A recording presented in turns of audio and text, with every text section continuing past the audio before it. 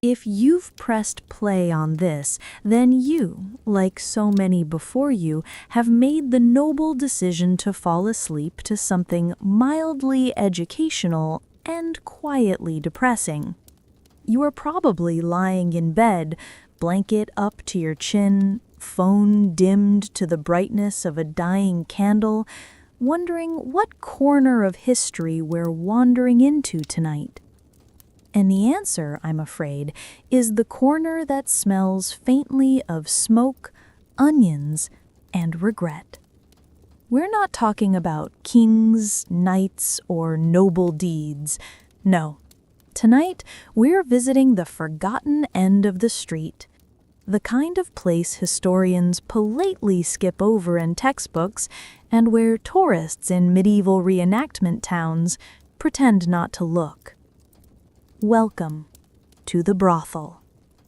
Yes, the medieval brothel, a place that sits somewhere between an inn, a tavern, and a health hazard. A building that worked as the social glue of medieval towns, holding together the desperate, the lonely, the drunk, and the very confused. If the castle was where power lived, and the monastery where hope resided, the brothel was where reality slept, usually on a lumpy straw mattress shared by too many people and one determined goat. Tonight, we're not here for scandal or spice. Oh no, this is boring history for sleep. The only thing you're in danger of experiencing is mild amusement, maybe a tiny chuckle, and an overwhelming urge to thank your ancestors for inventing showers. Our journey is slow, methodical, and just cozy enough that you might forget how much it smells like ale and damp wood in here. Take a deep breath. Imagine the stale air, the hum of chatter, the flickering tallow candles that cast everyone in the flattering shade of questionable decisions. You're safe here, or at least as safe as anyone could be in a building where the floorboards move when you don't.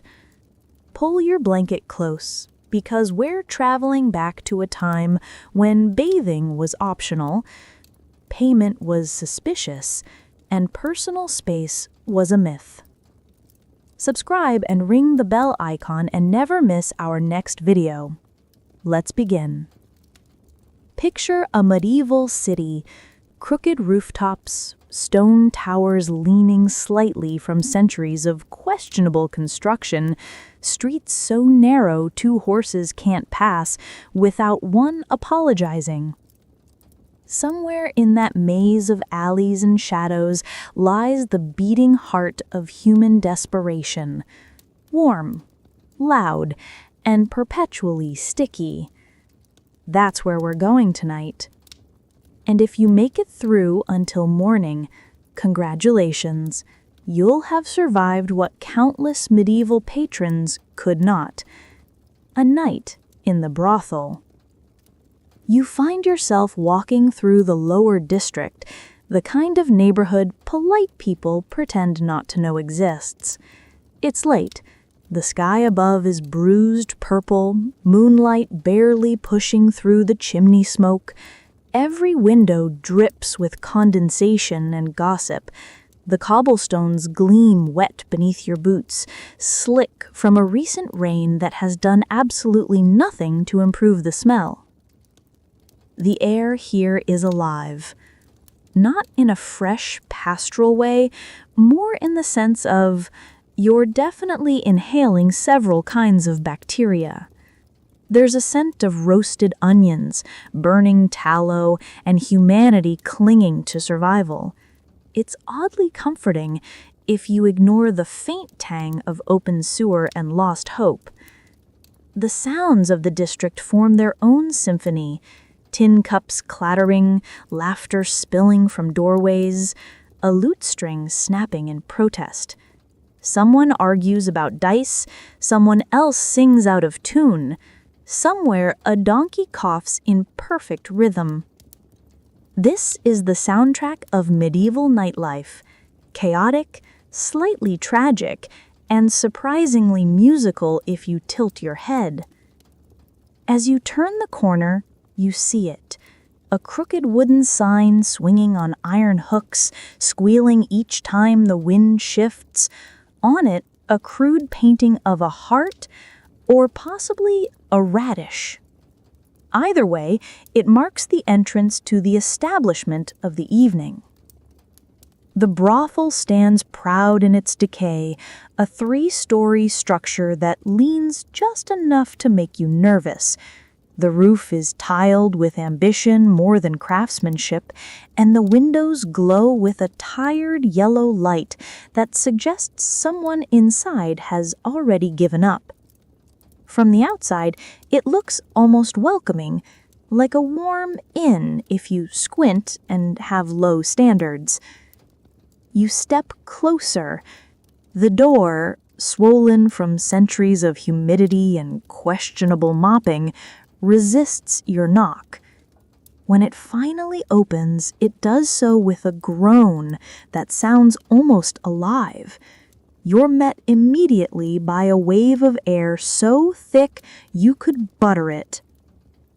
Inside, light flickers in uneven pools, candles struggling to stay lit in the drafts, smoke curling upward to stain the beams black. The smell is indescribable, but let's try anyway. Part spilled ale, part wet wool, part something ancient and unidentifiable that's probably best left to historians and brave noses. Your footboards move underfoot, sticky in places where spilled beer has fossilized. A cat darts between your legs, vanishing under a table that lists gently to one side. Everywhere you look, something's either tilting, dripping, or judging you. In the corner, a man snores into a tankard. 2 women laugh softly by the fire, their laughter edged with exhaustion. A figure in a cloak counts coins under the table, the universal medieval pastime. The place is alive, barely, and you've just joined the cast. You find a seat near the hearth, mostly because it's the only one not actively collapsing. The fire pops. The heat feels good. Outside, you can still hear the city, the distant bells, the soft clatter of cartwheels, but in here, time feels slower. It's not peaceful exactly, more resigned. The kind of calm that comes from knowing tomorrow won't be better, but at least you'll have the same soup. A low voice murmurs behind you, "Pay first." You turn. The woman standing there isn't smiling, but she's not unkind either.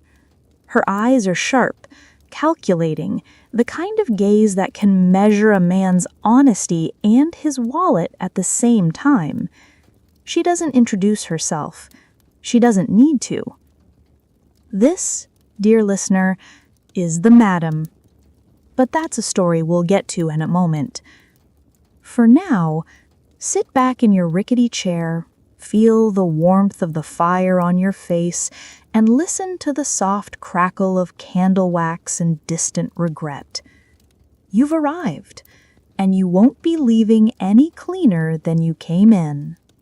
The woman watching you isn't dressed like the paintings suggest.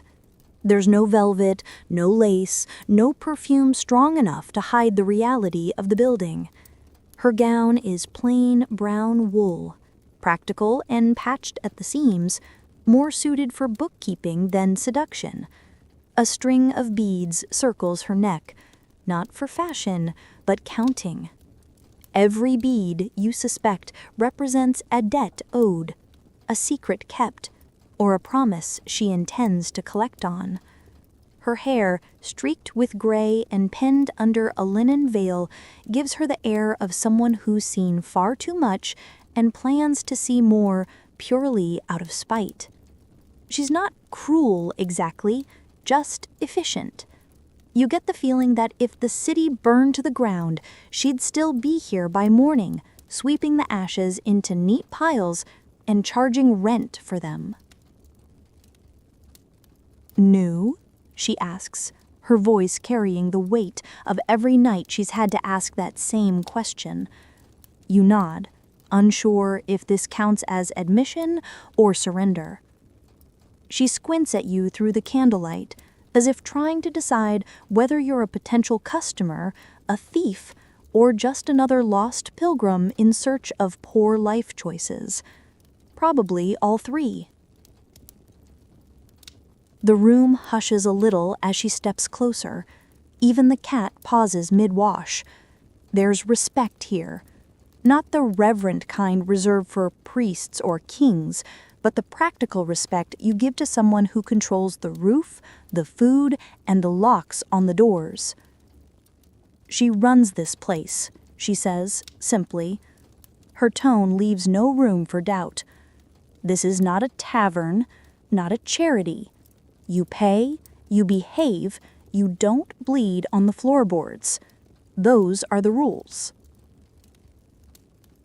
You nod again, partly out of fear, partly because your brain hasn't quite caught up to her efficiency. She notices, of course. Madams notice everything. "Coin first," she adds, holding out a hand. You fumble with your pouch.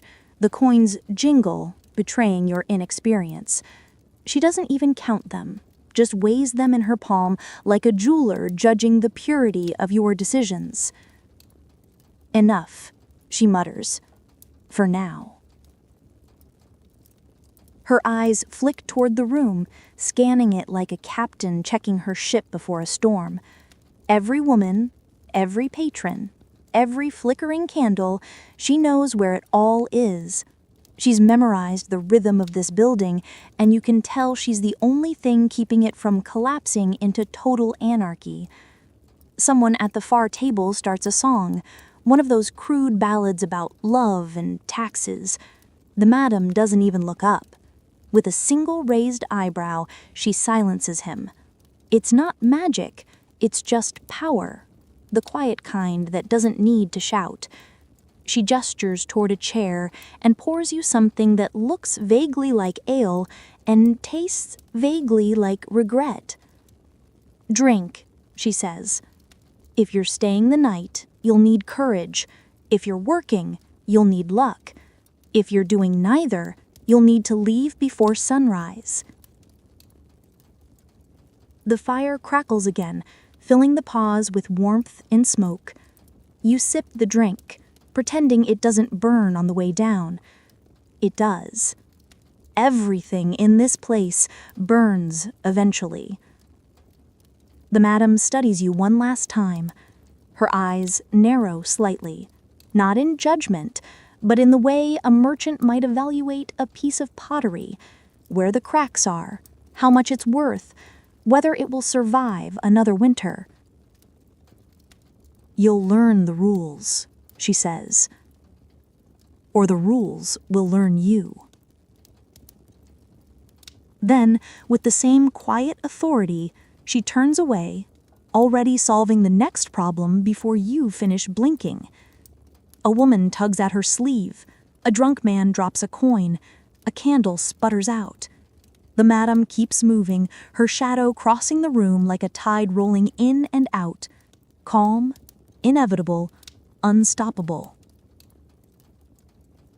You'd think a medieval brothel would run on chaos. In truth, it runs on rules, strict ones, written nowhere but enforced everywhere. Without them, this building would collapse under the weight of its own drama in a matter of hours. The first rule is simple: money up front. No promises, no credit, no "I'll pay you after my ship comes in." Ships sink. Promises don't float. Part 2. The woman watching you isn't dressed like the paintings suggest. There's no velvet, no lace, no perfume strong enough to hide the reality of the building. Her gown is plain brown wool, practical and patched at the seams, more suited for bookkeeping than seduction. A string of beads circles her neck, not for fashion, but counting. Every bead, you suspect, represents a debt owed, a secret kept, or a promise she intends to collect on. Her hair, streaked with gray and pinned under a linen veil, gives her the air of someone who's seen far too much and plans to see more, purely out of spite. She's not cruel, exactly, just efficient. You get the feeling that if the city burned to the ground, she'd still be here by morning, sweeping the ashes into neat piles and charging rent for them. "New?"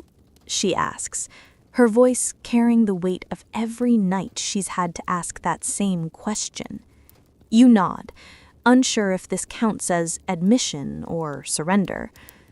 She squints at you through the candlelight, as if trying to decide whether you're a potential customer, a thief, or just another lost pilgrim in search of poor life choices. Probably all three. The room hushes a little as she steps closer. Even the cat pauses mid-wash. There's respect here, not the reverent kind reserved for priests or kings, but the practical respect you give to someone who controls the roof, the food, and the locks on the doors. "I run this place," she says simply. Her tone leaves no doubt for doubt. "This is not a tavern.